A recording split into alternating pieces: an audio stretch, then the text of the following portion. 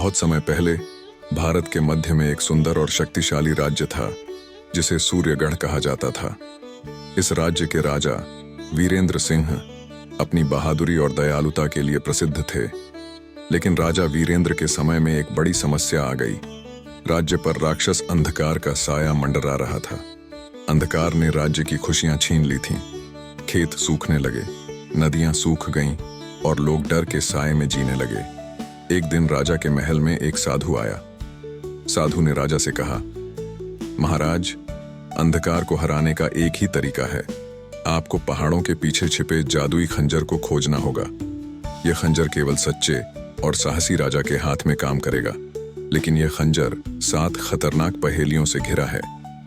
राजा वीरेंद्र ने निडर होकर खंजर की खोज के लिए जाने का निर्णय लिया।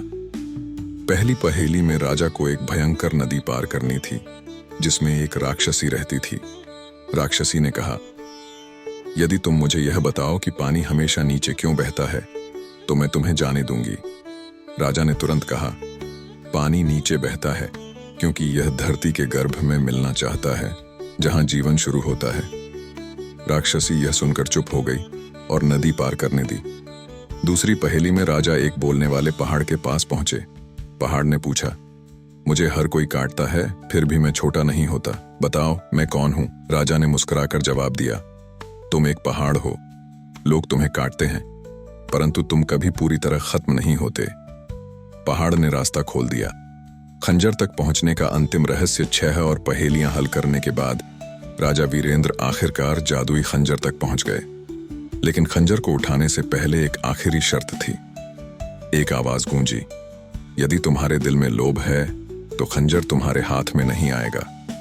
राजा ने कहा, मैं यह खंजर केवल अपने राज्य के लोगों की भलाई के लिए चाहता हूं, न कि अपने लिए। उनकी सच्चाई और निस्वार्थता ने खंजर को जागृत किया। खंजर उनके हाथ में चमकने लगा।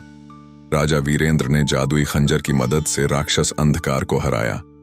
राज्य में खुशियां लौट आईं। लोग राजा की जय जयकार करने लगे और सूर्यगढ़ फिर से भारत का सबसे खुशहाल राज्य बन गया।